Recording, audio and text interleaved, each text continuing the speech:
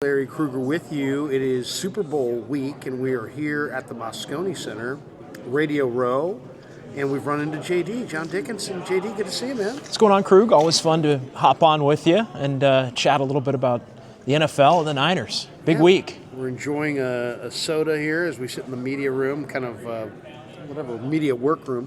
What do you think of the Super Bowl? I mean, it's the Pats and the Seahawks.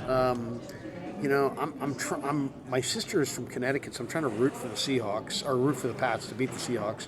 But my head says Seahawks have too much momentum, but then I kind of think, you know what, who have the Seahawks beaten? They beat the Niners, but the Niners had nothing, and they barely beat the Rams, and the Rams were road weary, and I don't know, I kind of feel like, while New England, to me, had a more impressive playoff run, their defense is really looking good. Drake May's got a little magic to him.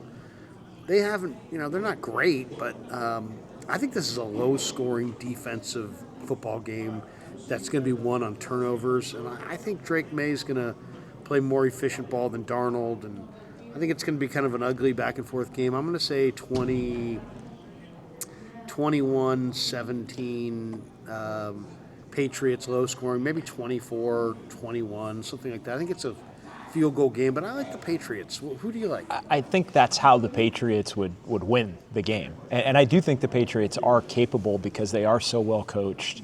They're capable of keeping the game close, but I think they have to play almost a perfect game to keep it close. And I think if the Patriots do have a shot to win, it's going to be because it is a little bit lower scoring and they don't make any mistakes and they force Seattle into some mistakes. That being said, I think on paper, Seattle is and should be the overwhelming favorite in this game. To me, it's just talent on both sides of the ball. It is interesting because they don't have the prototypical, Super Bowl MVP caliber quarterback, at least on paper, although we'll see how Sam Darnold winds up playing in the game. But neither team necessarily has that going into this game, so it's unique.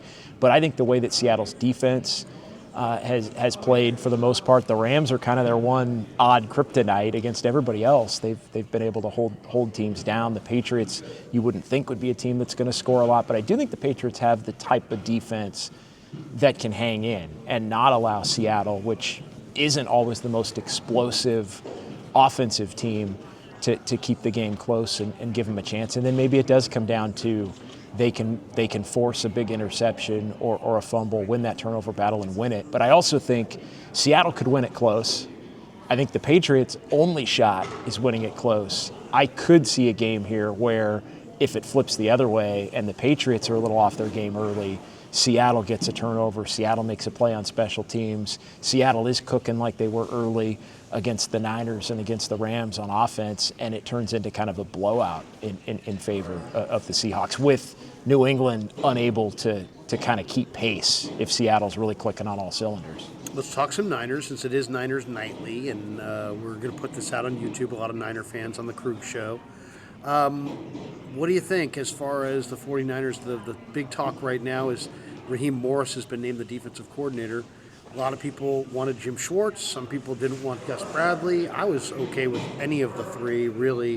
What do you think? Raheem Morris, what your takeaway from that? I think it's a great hire. I would have been among those disappointed if it had been Gus Bradley. I just think when you look at Shanahan's defensive coordinators, when they've been guys who go beyond in terms of energy and personality, when they go beyond scheme, that's when when it's been Saleh, when it's been DeMeco Ryans. It's, scheme and understanding of the players and all that, but to me, you need a little more energy for this 49ers defense. I think Kyle needs somebody that can bring energy and fire to the team, because he tends to be a little bit more stoic, I feel like, in terms of offense and organized, and not that he doesn't have passion, he does, but I think he wants his defense to have a personality that's flying around and yelling at people and energized. And I think we saw less talent certainly when Nick Sorensen was the defensive coordinator, but they were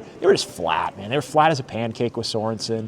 Wilkes, you could tell, was kind of on eggshells a little bit because he wanted to do things differently than Kyle wanted to have them done in terms of blitzing and things of that nature. So to me, Morris is perfect because Kyle is comfortable with him, but Morris is that energetic personality, I think, that will vibe well with the the Fred Warners and the Nick Bosas and those guys. And I also think he has got the ability to put some wrinkles to the 49er defense that maybe they've been unwilling to do with other DCs, but because Kyle has a trust in Morris going back to their friendship and his belief that he can own that side of the ball, that maybe he will allow for more blitzing. Maybe he will allow for some different defensive fronts.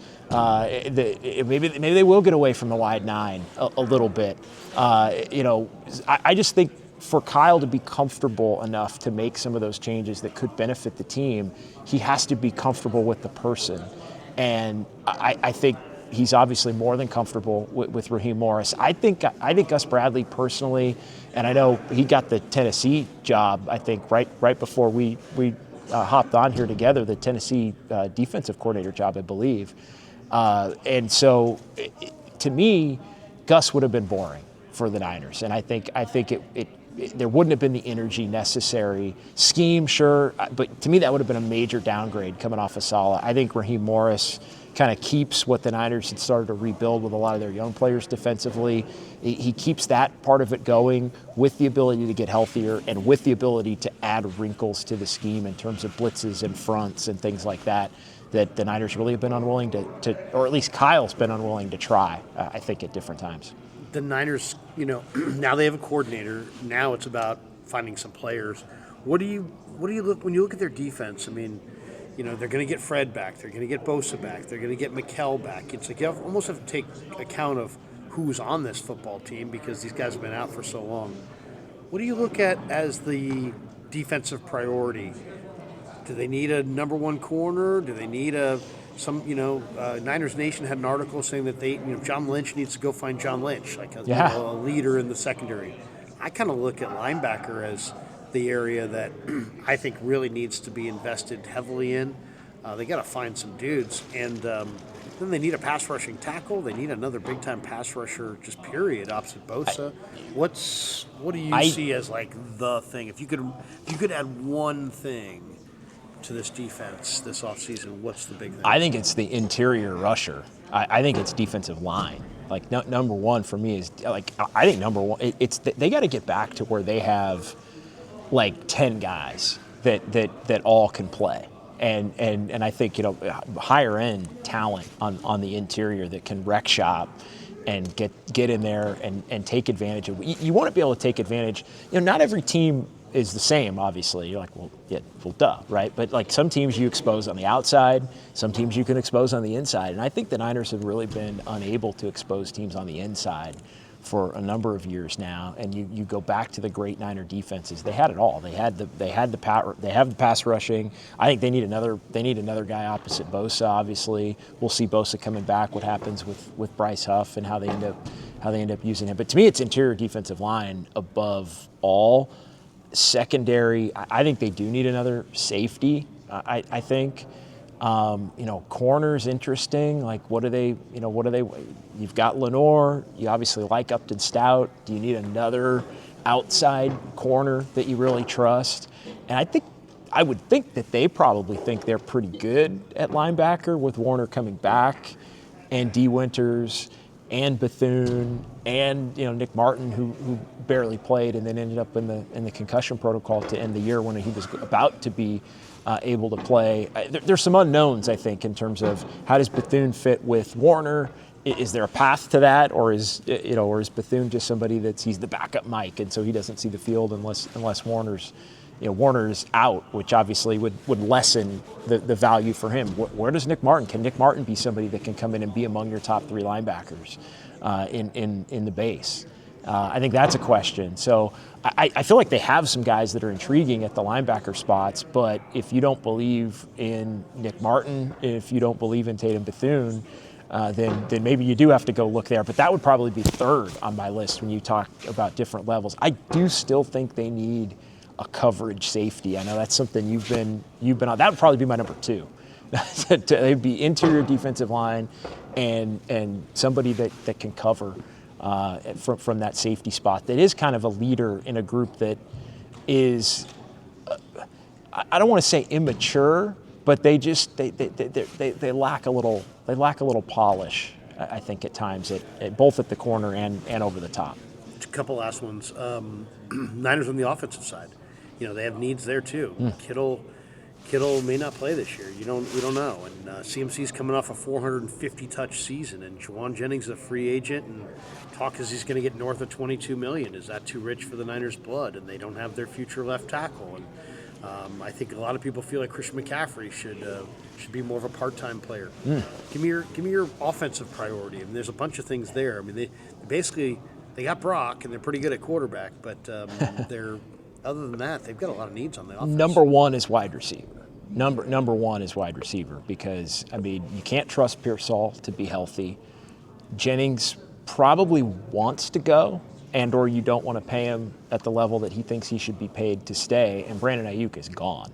So that's, what do you have? You don't have any wide receivers at that point. And you can like your young players, but I don't care how much you like Jordan Watkins. I don't care how much you think Jacob Cowing could wind up being a top 4, receiver on your depth chart, going into what would be year 3 at that point. Even if you think those guys can be on your team, you can't count on them being in your top 3 at the beginning of the season. And so you got to decide with Pearsall, but I also think you have to protect yourself against Pearsall missing time by making sure that the other 2 guys are really good. I almost think you have to view Ricky Pearsall as somewhat of a luxury item, and that you can't count on him being around for an entire season. So I think you got to go get a true wide receiver 1, and I think you probably, and I mean like a veteran, like somebody that's young prime, a star type. I know you don't like the Justin Jefferson talk. Well, no, I just think it's unreal. But I like Addison. I like Addison too. Yeah. I know you've brought up Addison. I know Jefferson's the name that I brought up, and I know. But Jefferson would be awesome, but you have to give up a lot. Garrett Wilson. There's a lot of great receivers. But to me, it's an established one. My plan would be you go get an established one with some name value who's really good. You draft somebody, and then you decide is Pearsall. Can you commit to Pearsall? Yeah. Is he going to be on the team? Is he going to be your 3? Is he going to be your 2, your 1A, your 2? Right. To me, you have to commit to but you look to fill the other spots around your level of belief that he can stay healthy and be. I think Rick Pearsall's awesome, but you can't be awesome if you're not on the field. Yeah. And so it's not an indictment of his talent. I think if he was playing 17 games or even 14 games a year, and you could count on that, then I'd say go get one guy.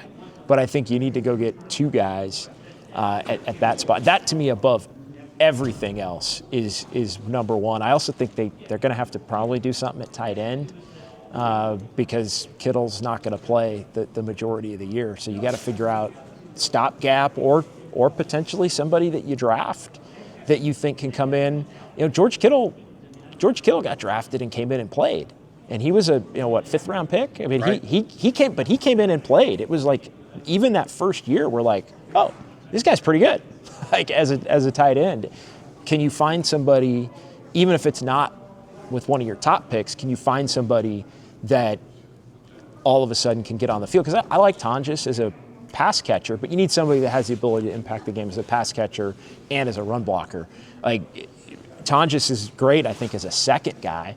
As a guy that you're going to throw it to, and everybody knows you're going to throw it to him. It doesn't matter because he can get open and you can scheme him open. But I think you need somebody that maybe could be the heir apparent to Kittle, honestly, that could plug in while he's getting healthy during the course of this season. So wide receiver 1, figure out Kittle 2.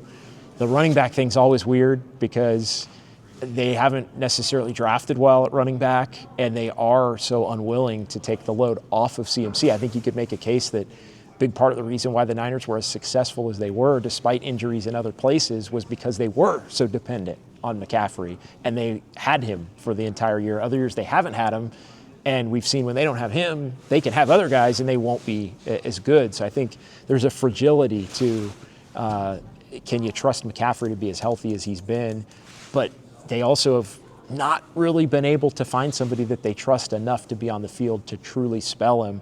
And then he doesn't want to be spelled. And then that's the other part of it that we kind of go round and round on. So that I would still put 3rd, but you can't just have CMC. And Jordan James is intriguing. I actually kind of like the Jordan James path. Yeah. In terms of he was injured, but he worked his way back to a point where he was going to start playing. If he was gonna, like, if they had more games, he was gonna, if it was earlier in the regular, like, Kyle had trusted him.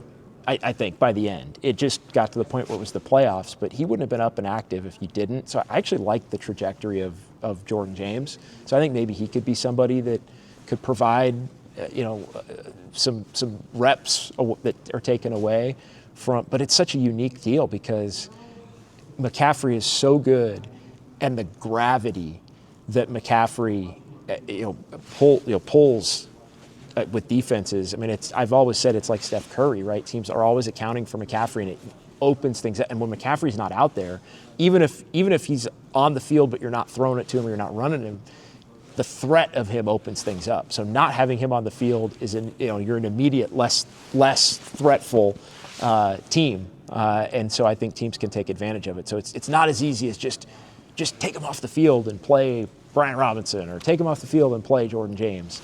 I think you got to have somebody that really is dynamic and can kind of change the game as opposed to just fill in. Last one on your way out. Sure. Give us a quick thought. Luis Arise is the newest Giant. A lot of talk about Giannis to the Warriors. Give us your thoughts on those two pickups. Arise, obviously, gives the Giants a real good hitter, but and then Giannis is it a pipe dream, or is it going to happen? What do you think? The trade deadline looming. It's not a pipe dream. It really depends on what the Bucks want to do, and the Warriors are putting basically anything in a deal for Giannis that the Bucks want. So it's not a matter of Milwaukee saying, "Hey, you're not going to give up this, so the deal's off." We're open for bid. Milwaukee, you can take whatever. You can take Jimmy or Draymond. You can take Kuminga, Moody, Podziemski. 4 picks plus a pick swap. Like the Warriors are going to be open to all of it. Oh, got to take Bobby Portis back and Kyle Kuzma back in return because they're contracts you want to get off of. We'll fix your books. We'll build your draft for the next half decade, and we'll give you a couple of our young players that maybe are a little underwhelming compared to other teams' young players. We'll do all of that for you. That's where the Warriors are. So it has a realistic chance of happening for sure. The only thing is, do the Bucks, and I think the Bucks, and I've said this for the last week, if the Bucks want to make a move now, the Warriors are without question the leaders in the clubhouse. Without question. Best and offer. If the Warriors got Giannis and let's say his brothers and Kuzma and Portis. Who's going back in that trade? It's the two guys I'd try to keep are Moses Moody and Will Richard.